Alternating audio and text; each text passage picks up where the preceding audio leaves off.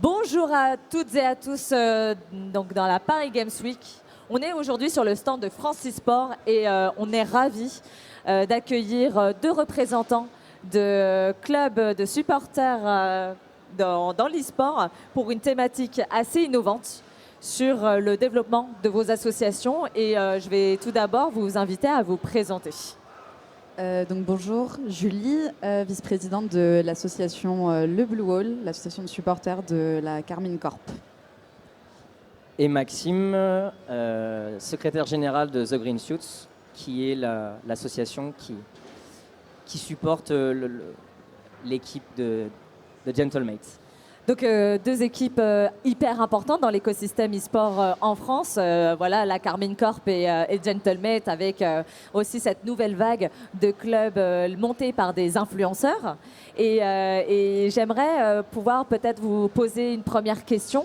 C'est est-ce que vous pouvez nous parler un petit peu de l'origine de ces clubs de supporters? Pourquoi avoir voulu créer ces clubs de supporters et dans quel objectif?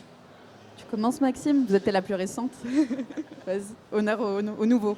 Bon, alors moi je suis arrivé pas à la création, mais quelques temps après la création.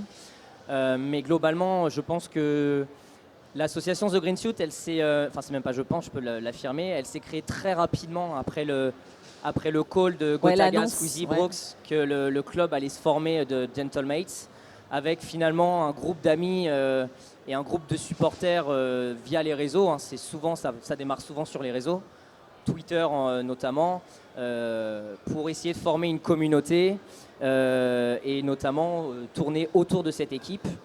Nous, on a eu la chance, quand on est arrivé, d'avoir déjà des associations pour d'autres équipes, parce qu'on est quand même une équipe récente, notamment le Blue Wall qui existait déjà, Golden Hornets pour Vitality.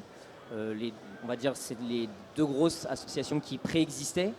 Et nous, évidemment, notre objectif était d'arriver assez rapidement pour essayer aussi d'imposer, de créer une communauté vraiment autour de Gentlemates très rapidement. L'engouement, il a été assez rapide puisqu'on a quand même eu la chance, et comme tu l'as dit, d'avoir des influenceurs dans la boucle, évidemment. Donc l'engouement autour de Gentlemates ça a pris assez vite et évidemment sur les supporters également. Donc voilà. Et concernant la Carmine Corp, je dirais pour le Blue Wall, ça a débuté, on va dire, lors d'un événement en fait Barcelone, où en fait beaucoup de supporters se sont regroupés ensemble et ont créé en fait une dynamique autour de tout ce supporterisme autour de la Carmine Corp. Et de fil en aiguille, les gens se disent bon attends, ce serait quand même sympa, on va créer une association, on va développer le milieu. C'est une bande de potes aussi. Souvent, c'est ça. L'association, les associations d'ultra débutent majoritairement par une bande de potes qui sont retrouvés à un moment, qui ont bande autour d'un événement, autour d'une équipe, et ensuite découle l'association. La nôtre, ça va faire depuis, je pense, 2021, donc ça va faire peut-être 3-4 ans qu'on existe. Et on a vu beaucoup d'évolutions, de nouveaux conseils d'administration, une nouvelle vision en fait au fur et à mesure. Et voilà. On peut dire quand même, mine de rien, que cette vague de création d'associations de supporters, ça vient peut-être aussi du monde du sport. Je pense facilement au monde du foot, où on a ces clubs de supporters qui viennent à tous les matchs et autres. Et pour moi, je vois aussi une accélération avec la multiplication des clubs e-sport qui sont créés par des influenceurs. Forcément, historiquement, on pense à la Carmine Corp avec Ameto, Gentlemate, on le disait, dès qu'ils ont annoncé, voilà, c'était quand même assez incroyable.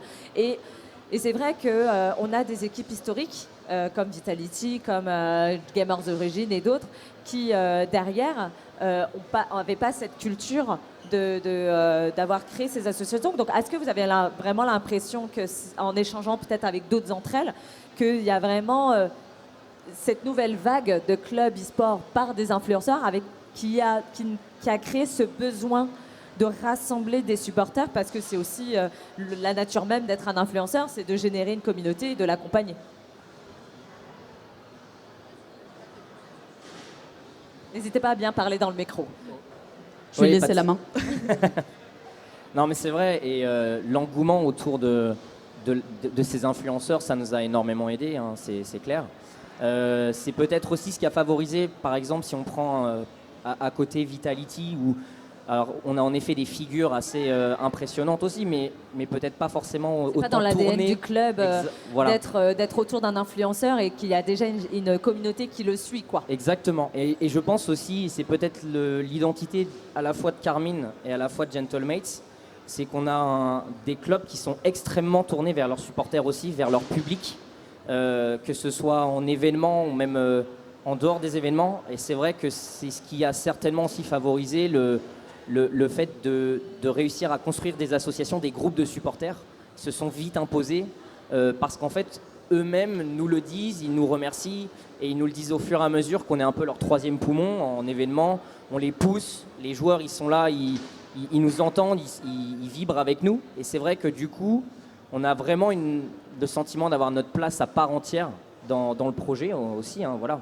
On n'est pas affilié, absolument pas, mais voilà, c'est vrai qu'on a ce sentiment d'avoir notre place et d'avoir aussi un rôle à jouer dans la gagne, dans la win, quoi. Je dirais qu'on part moins de zéro qu'un club comme peut-être Vitality, où ça s'est développé au fur et à mesure une ADN.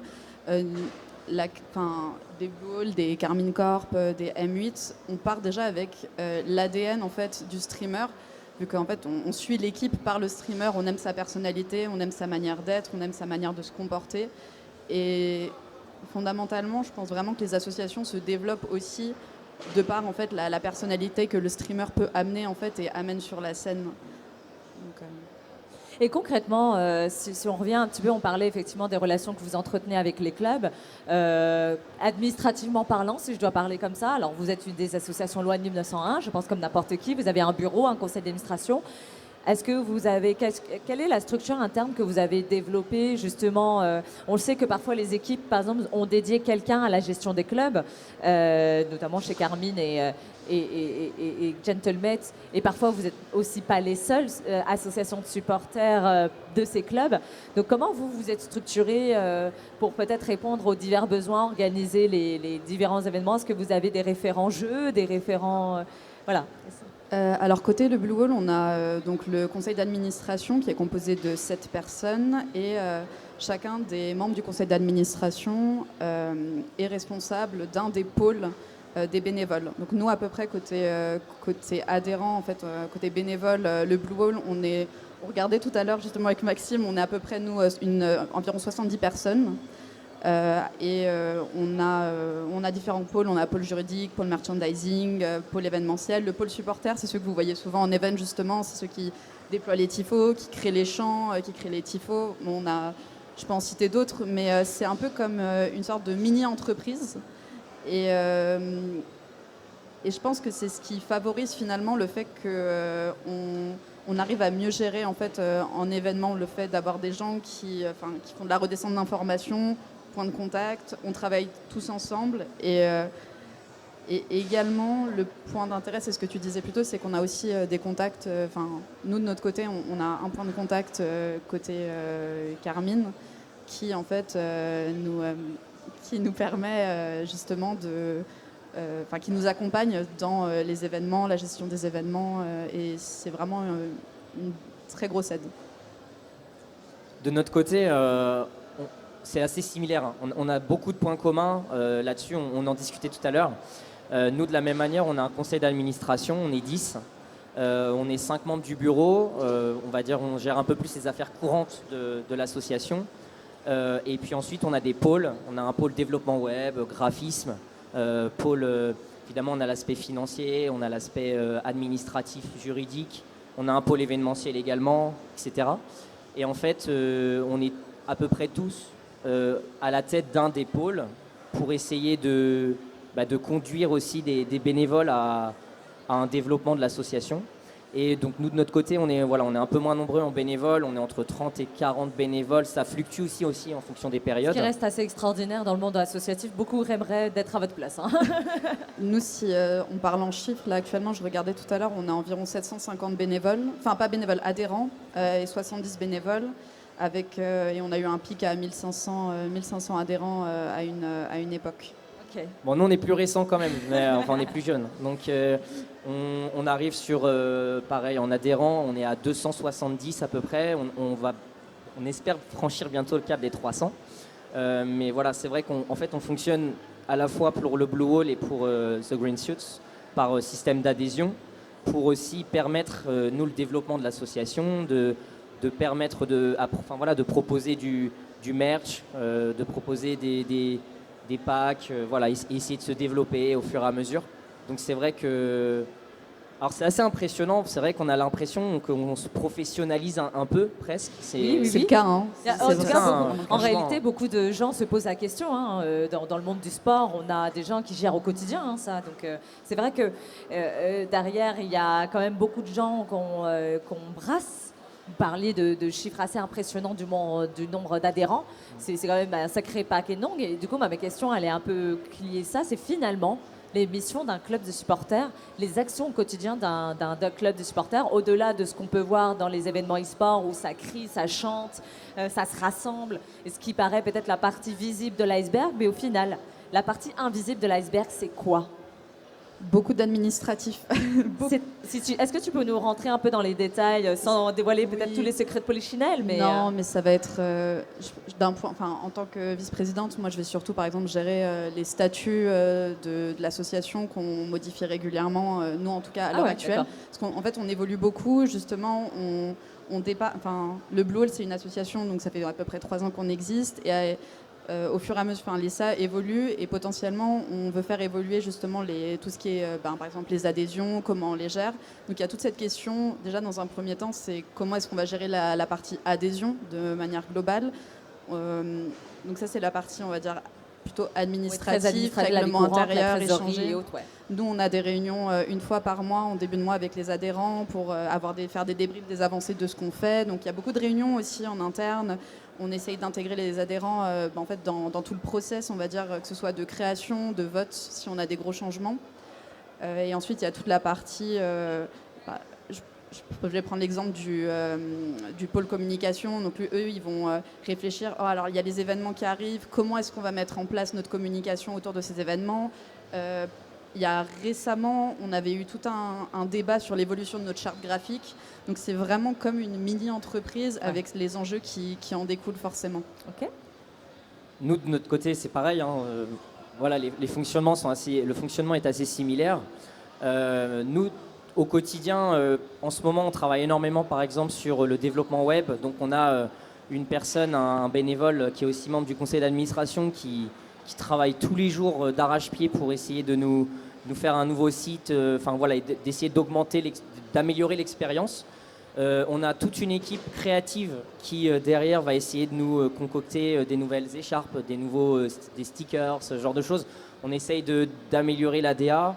À côté, on essaye aussi d'avoir des points réguliers avec le club, parfois, quand on essaye de préparer un événement, de préparer des viewing parties, parce qu'on essaye, nous, de développer. Quand on ne peut pas forcément se déplacer, on essaie de se déplacer surtout sur des majors.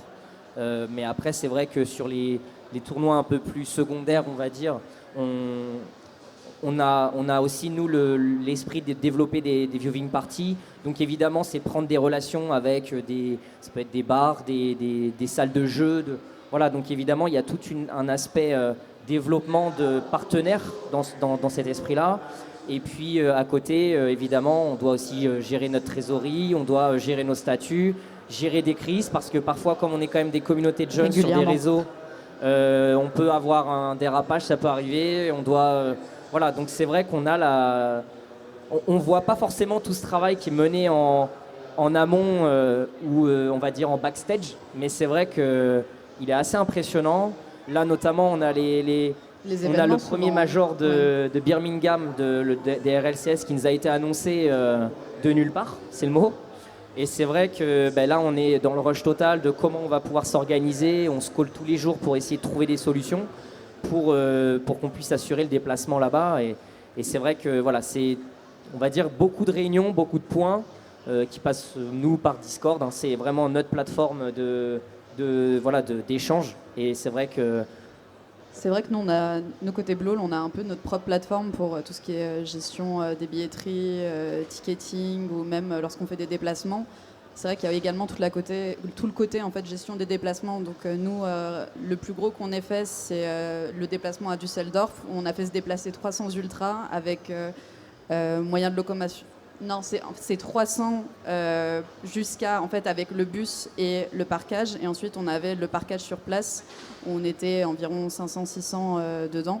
Mais c'est vrai qu'on a toute cette logistique on va déplacer 300 personnes dans un autre pays. Et il va falloir qu'on gère toute cette logistique autour et également toute la communication qui découle de ça. Eh ben, c'est marrant que vous abordez ça parce qu'on parlait effectivement de toute cette gestion d'événements et puis de communautés. Finalement, quels sont vos plus grands défis dans la gestion de tous ces adhérents? Alors forcément, on voit ce qui se passe aussi en ligne. Je pense particulièrement vous parlez des frictions entre en tout cas les équipes, hein, ça fait partie des rivalités de clubs. Et je pense particulièrement à l'exemple, encore une fois, du foot. On voit parfois des dérapages dans les stades où on interdit maintenant parfois aux supporters de pouvoir se déplacer dans la ville qui accueille parce que malheureusement on a peur qu'il y ait des dérapages entre supporters. Il y a ce premier aspect où par exemple quand en ligne, parfois, on joue à un même jeu, on affiche son tag. Moi, je suis Gentleman, toi, t'es Carmine Corp. Et moi, par exemple, j'ai vu un échange malheureusement de t'insultes parce que la personne appartenait à l'équipe d'en face et forcément, ça crée cette rivalité. Comment on gère ça? Est-ce que c'est peut-être un de vos premiers défis, j'imagine? Particulièrement, moi, je suis très engagée sur la place des femmes. Comment on gère ça en interne sur les questions de citoyenneté, de respect des autres, parce que j'imagine que vous avez une énorme responsabilité en termes d'image par rapport à l'image du club qui ne peut pas accepter qu'une association de supporters ne puisse laisser passer toutes ces dérives. On en parlait sur la table ronde d'avant, donc je fais le lien. Voilà, plus globalement, selon vous, quels sont vos défis majeurs parmi celles que j'ai citées peut-être jusqu'à maintenant, qui est aussi de déplacer tant de personnes dans un pays et comment on gère toutes ces personnes-là en fait au quotidien. Je pense on est l'association un peu la plus problématique, je dirais, de la scène, donc je vais parler sur cette partie-là. Nous, je pense la difficulté surtout, c'est que on a notre association avec nos adhérents et on a en fait le reste de la communauté. Et parfois, ce que fait l'association ne plaît pas forcément en fait au reste de la communauté. Et souvent, en fait, on a ce backlash, on va dire qu'on voit ce qu'on a sur les réseaux, parce que ça découle forcément dessus. Côté le Blue Wall, on fait très très attention justement, en fait, on va parler des femmes ou même des minorités des minorités de manière générale. Nous, souvent, en fait, on a tendance à faire des communications assez régulières en interne. On en a déjà fait beaucoup sur les réseaux, sur en fait, demander aux personnes de faire attention, c'est dans le parquage. C'est vrai qu'on en a vu parfois, notamment sur des gros actes misogynes, racistes, en disant que, attention, nous, on se désolidarise de tous ces comportements problématiques. C'est pas les valeurs de votre association. Non, et même c'est interdit dans le règlement intérieur également aussi. Et voilà, c'est ça. J'imagine que vous avez un règlement intérieur auquel tout adhérent se soumet dès lors qu'il accepte de prendre son adhésion et qu'il peut se voir expulsé dès lors qu'il est identifié comme quelqu'un qui ne respecte pas les statuts ou le règlement intérieur. On a déjà, oui, effectivement, arrêté des adhésions en fait, de certains adhérents dès lors qu'on a remarqué un comportement potentiellement raciste. J'avoue que pour le coup, même de manière générale, la place des femmes, l'association essaye on est assez catégorique dessus. En fait, on ne plaisante pas dessus. C'est pas un sujet à rigolade de notre côté. Et c'est vrai que généralement, quand il y a une situation de crise qui découle soit, on peut dire d'un acte raciste ou d'un acte misogyne ou même d'une personne qui aurait eu un acte déplacé dans le cadre de notre parquage, c'est quelque chose auquel on fait très attention et on est intransigeant dessus, de notre côté. Nous, de notre côté, c'est pareil. On a été notamment impactés, nous, dans la construction, à un moment donné, de l'association, d'un membre dirigeant de l'association qui avait malheureusement eu un propos raciste en cours d'une partie d'un jeu. Et en fait, qui avait poussé la communauté un peu à la révolte, concrètement, et qui a poussé, cet événement a poussé l'intégralité du conseil d'administration qui était en place à démissionner. Oui. Donc tout le monde a démissionné, et en fait, d'ailleurs c'est à ce moment-là que je suis intervenu, parce que du coup on a essayé de restructurer tout ça. Et ça a été réellement, nous, notre combat pendant 2 mois, le temps de restructurer tout ça, et de notamment apporter un soutien supplémentaire dans le règlement intérieur, dans les statuts, pour pouvoir notamment se prémunir face à ce genre de comportement, les sanctionner lourdement, c'est-à-dire la radiation de l'association concrètement. Et bien entendu aussi, et comme tu le disais, c'est vrai qu'à côté de ça, il y a une image de l'association.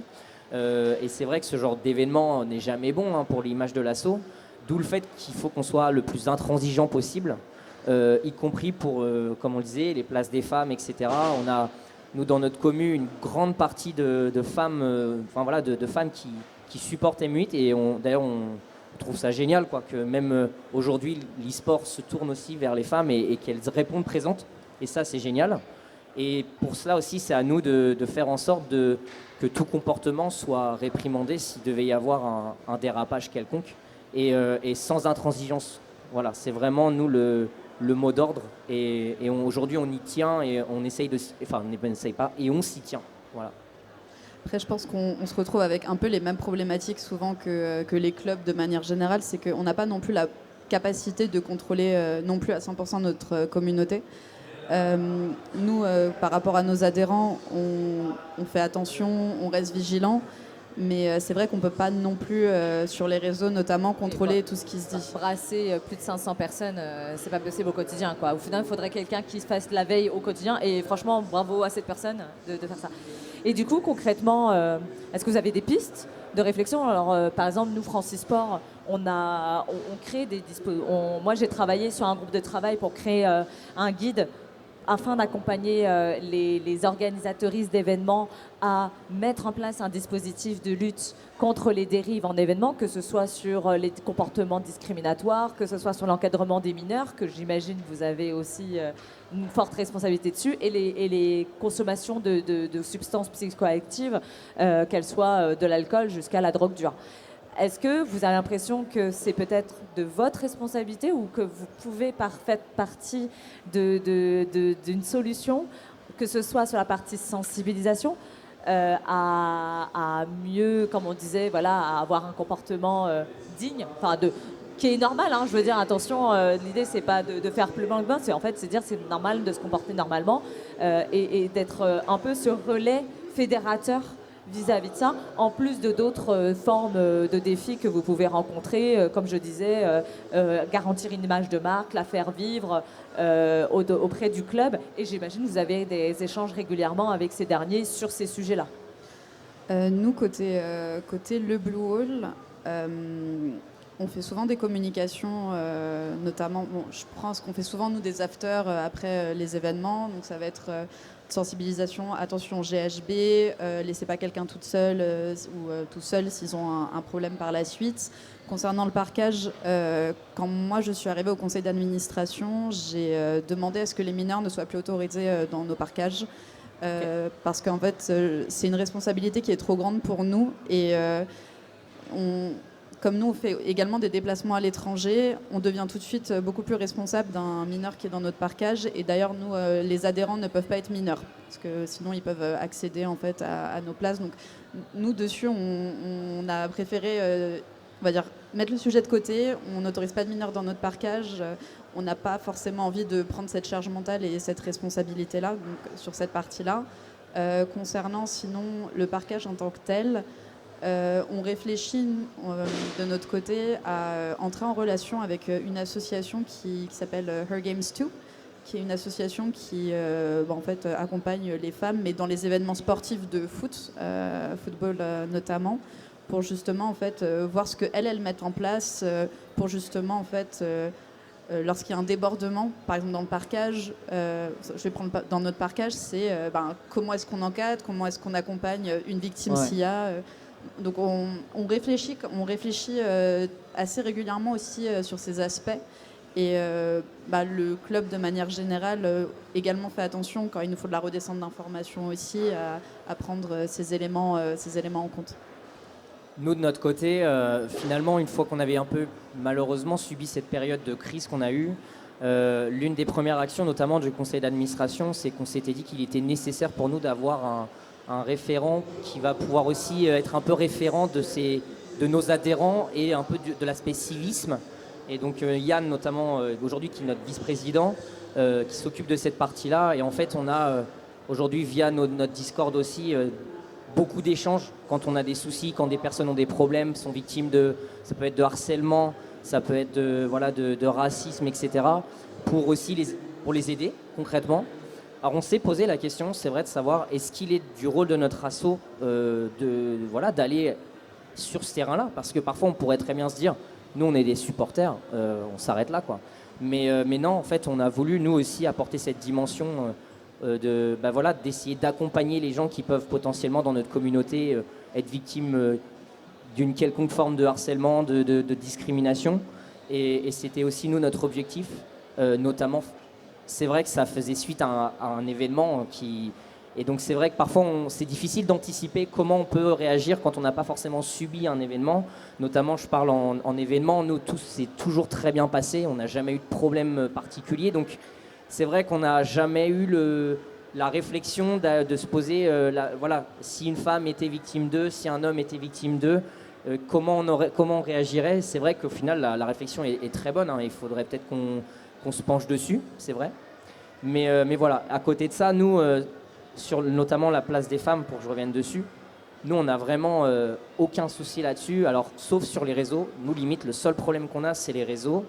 On a notamment subi en commun, d'ailleurs, un compte Twitter d'un gars qui nous a pourri la vie, avec des insultes, avec des maladies, et au final, ça venait insulter des gens malades, c'était assez abominable. Et à côté de ça, évidemment, c'est des gens de chez nous qui subissent ces conséquences-là. Donc on essaye aussi, nous, de leur expliquer qu'on est là. Je pense justement que les associations, au fur et à mesure, commencent aussi à avoir un rôle à jouer dans le sens, on va dire, protéger d'une certaine manière, à minima, nos adhérents contre ce type de situation. Et donc on se retrouve forcément en fait confronté à un moment à une réflexion sur ok, qu'est-ce qu'on nous on va mettre en place pour protéger en fait nos adhérents et pour éviter en fait des débordements à minima dans notre parkage, en tout cas. C'est hyper intéressant et moi je sais que j'ai eu aussi plusieurs fois les réflexions avec des clubs, notamment The Green Sea, sur le fait d'utiliser votre pouvoir d'influence aussi sur les supporters, puisque vous êtes là, vous êtes l'organisme qui génère les fans et dans l'écosystème e-sport, on a les joueurs, les éditeurs, les organisateurs d'événements, les médias, et après tout ce qui les lie, c'est les fans, et sans les fans, nos événements sont un peu plus tristou. Du coup, comment vous voyez maintenant l'évolution de votre place dans l'écosystème e-sport, dans l'économie de ce dernier? Alors, forcément, je pense que vous avez aussi un très grand rôle à jouer sur le modèle économique, puisque aujourd'hui, on le sait, c'est majoritairement le sponsoring. Vous parliez du merch, le fait de peut-être contribuer, inciter à acheter le merch officiel, vous créez le vôtre. La billetterie, forcément, on a l'exemple des arènes d'Evry qui est emblématique. Il se dit, l'association va peut-être forcément travailler fortement à rendre, dynamiser. À que ce soit un succès, mais où quand il y a des majors, vous le dites, vous organisez ces déplacements ou autres. C'est comment vous voyez votre évolution dans l'écosystème, si on se projetait à 5 ans, la place des associations de supporters, là vous êtes 2 et il y a toutes les autres qui existent. Selon vous, comme ça, comment vous voyez votre future place? Et peut-être aussi économiquement avec l'évolution que l'e-sport est en train de prendre. Alors moi je pense que la difficulté, je parle pour le Blue Wall, c'est que l'association en tant que telle, ça reste quand même un microcosme de l'ensemble de notre communauté. On remplit un KCX. La communauté, je suis pas sûre qu'on ait fondamentalement à 100% besoin de nous pour que le club subsiste et de manière générale. Je pense que par contre les associations apportent cette touche un peu, ce brin de folie. On crée des chants, on met en place des tifos. Je pense que les associations ont plus un rôle de fédération. Est-ce que le club peut subsister sans nous? Je pense que oui. Est-ce qu'il y aurait autant de dynamisme? Je suis un peu moins sûre. On a des exemples d'ailleurs de clubs historiques qui Je pense à LDLCOL, parce que j'étais un peu une fan cachée. Je dois me révéler au grand public. J'adorais un peu le club parce que leurs performances étaient incroyables. Des joueurs avec des performances incroyables qui étaient sur la LFL. Et pourtant, malheureusement, dans des événements, je me souviens de PSGW, on était 5 fans. C'était un peu tristou, ouais. Ben nous, on est un peu pareil, hein, sur la même vague. C'est-à-dire qu'aujourd'hui, on a quand même une hype qui nous aide, hein, c'est clair. Nous, notre enjeu majeur, là, pour 2025 et pour les autres années, ça va déjà être de fidéliser nos adhérents, voilà, de fidéliser tout le monde, de continuer à rassembler davantage. Puisqu'en fait, c'est vrai, nous, sur nos réseaux de mémoire, je crois que dans les derniers chiffres sur Twitter, on doit être plus de 14 000 sur The Green Suits. Et c'est vrai qu'on a à peu près 270 à peu près adhérents. Donc évidemment, on a encore une marge de progression. Donc, de la même manière, est-ce qu'aujourd'hui Gentlemates marcherait sans nous? Forcément que oui, c'est vrai, hein. Après, c'est clair que là, si je prends l'exemple de Londres, où là, vraiment, on avait l'exclusivité du parquage, on était la seule communauté représentée, les caméras, elles étaient braquées sur nous, quoi. Et c'est vrai qu'au final, on avait le sentiment d'avoir fait notre job. Et c'est dans ces moments-là qu'on sait pourquoi on existe et pourquoi on veut continuer à exister et pourquoi on veut continuer à se développer et à développer les événements IRL. Parce que c'est vrai qu'on a toute une partie gestion sur nos réseaux, mais nous, on a vraiment envie de développer notamment les rencontres IRL entre adhérents, entre supporters. Et c'est ce qu'on veut vraiment développer, c'est fédérer davantage, créer des amitiés, des groupes, et voilà, se retrouver en événement et porter haut et fort les couleurs de notre club, quoi. Et est-ce que vous avez l'impression que, par exemple, moi, si je me projette à 5-10 ans, moi, je pense que les associations supporters vont aussi avoir un rôle à jouer sur de l'acquisition de nouveaux passionnés vis-à-vis du club, notamment en mettant en avant un joueur, en le faisant mieux connaître. On le sait que c'est aussi un énorme enjeu. Lorsqu'un joueur est sponsorisé chez Gentlemate ou chez le Blue Wall, si on ne le connaît pas, moi je pense particulièrement à Killzoo, moi, qui suis dans le monde des jeux de combat, c'est d'acculturer les membres, de leur comprendre qui il est, quels sont les enjeux, qu'est-ce qu'on va pouvoir ou pas faire. Alors après, il y a des influenceurs qui sont recrutés aussi pour ça, mais est-ce que vous avez l'impression que ça va être votre futur rôle sur des futurs potentiels intéressés de vulgariser les résultats des joueurs, des écosystèmes? Est-ce que vous avez l'impression aussi que ça va être dans vos peut-être envies, alors au-delà de rôle, mais surtout envie de peut-être conseiller même le club sur des tendances? Parce que vous allez dire, moi, on sent qu'en ce moment, la communauté de fans, elle est très tournée Fortnite, très tournée Rocket League, très tournée jeux de combat. Par exemple, je pense à l'Evo Nice. Est-ce que vous pouvez aussi commencer à être dans une mission d'échange avec le club en disant attention, la communauté, on la sens comme ça, elle va vers ce sens-là ou vers l'autre, par rapport à ce que je viens de dire? Moi, j'ai l'impression que c'est un rôle qu'on a déjà. Souvent, bon, après, notre association, on a des opinions très fortes sur certains aspects. Et donc, on a tendance à les faire remonter au club de manière générale. Après, est-ce que l'association se voit dans le futur être une sorte de porte-parole de l'entièreté de la communauté? C'est peut-être un peu plus compliqué déjà parce qu'on a une communauté qui est très divisée. C'est-à-dire qu'il y a des actions que certains aimeraient que d'autres ne veulent absolument pas. C'est aussi un peu la difficulté, je pense, là-dessus. Mais là, actuellement, je pense qu'on resterait dans cette continuité de l'association, en fait, va mettre en avant les joueurs, parce que c'est aussi notre rôle. On supporte l'ensemble de l'équipe et donc tous nos nouveaux joueurs qui va avec. Nous, je sais qu'on a déjà eu des critiques niveau associatif sur le fait qu'on mettait en exergue différents, enfin plutôt un event que d'autres. Nous notamment, ça va être LOL et Rocket League. On a déjà eu ce truc de non mais l'association met en avant que LOL et Rocket League. Mais on a aussi cette difficulté il faut également qu'on cible les endroits où nos adhérents veulent aller. C'est-à-dire que si on a 100 adhérents qui veulent aller voir du League of Legends, mais qu'on en a 500 qui vont à Rocket League, en fait, on va privilégier notre communication sur Rocket League pour justement en fait, amener plus d'adhérents. Mais c'est vrai que sur le long terme, et on en discutait également avec le conseil d'administration, c'est de voir comment de notre côté on peut arriver à mettre plus en avant certains jeux qui potentiellement le sont moins vu qu'il y a une communauté un peu moins présente qu'ailleurs. Nous, de notre côté, on a aussi un peu le sentiment parfois qu'en effet, on a déjà un peu un rôle à jouer. On commence à être de plus en plus interrogé par le club Gentlemates lui-même de si on envisage un déplacement à tel endroit, est-ce que vous êtes en capacité de ramener combien de personnes, savoir déjà si on peut potentiellement vous prévoir un parquage. Avant, où on essayait de se débrouiller un peu par nous-mêmes sur la réservation de notre parquage. Aujourd'hui, on a aussi un peu le soutien, enfin même pas un peu, on a totalement le soutien de Gentlemates qui va nous aider aussi dans les relations avec les organisateurs pour essayer de faire en sorte qu'on ait un parquage. Parce que voilà, je pense qu'aujourd'hui, ils ont conscience que c'est également important d'avoir une voix, un groupe qui chante derrière des joueurs. Et c'est vrai que, et ça, on l'a vraiment dans l'année là, on a senti ce step. Et alors nous, on a quand même d'autres réflexions, notamment si éventuellement, dans une hypothèse, on rentre dans la Code League. Si on rentre en Code League, évidemment, on risque potentiellement on va peut-être devenir un peu plus international. Et la question qu'on est en train de... voilà, on commence tout doucement à y penser, mais va falloir qu'on évoque peut-être un développement un peu plus international de notre communauté, et pas forcément francophone FR.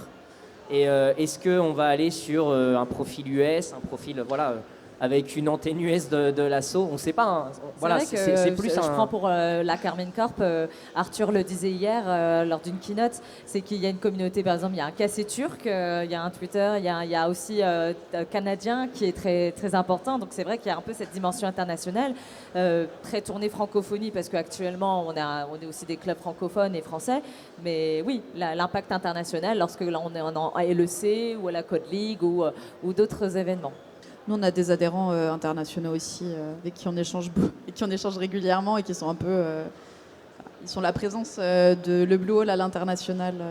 Donc, nous aussi, gros développement sur ce côté-là.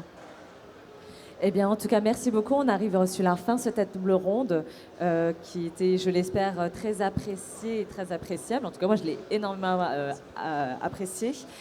Eh bien, j'ai envie de dire, c'est quoi votre future actualité dans le prochain... En ce moment, vous êtes sur l'ascension, vous, à Fortnite, c'est ce que j'ai cru comprendre. Exactement. Là, aujourd'hui, nous, on a des supporters qui ont fait le déplacement à Marseille. Donc, Okay. D'ailleurs, je leur fais un coucou s'il y en a qui me regardent.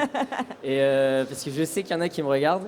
Et donc, voilà. Donc, je souhaite bon courage aux joueurs de Fortnite. Et voilà. Ok. Et nous, le KCX qui arrive Bien dans sûr. 2 semaines. Dans KCX. 2 semaines, gros événement pour l'association et même pour la Carmine Corp. Voilà. Eh bien, merci beaucoup à vous. Merci à toutes les personnes qui nous ont suivis. Et moi, j'ai plus qu'à vous informer du reste du programme de la journée. On reprendra à 13h30 avec des show-matchs sur Street Fighter 6 avec l'association NXXC, notamment Flash No, White Black, Cocosap et Wade. Donc, ils vont vous proposer de découvrir la scène Street Fighter 6 avec un petit tournoi en amont où vous aurez la possibilité de les affronter, qui sera suivi également d'une animation Fortnite avec l'influenceur Stizio, donc de l'équipe GameWard, qui viendra vous affronter avec d'autres influenceurs. Donc n'hésitez pas à revenir à partir de 15h30 si vous êtes des passionnés de Fortnite. Et puis à 17h, on recevra la Fédération française de foot, donc sur laquelle on pourra discuter des développements sport et e-sport sur notre scène de Francisport. Merci beaucoup.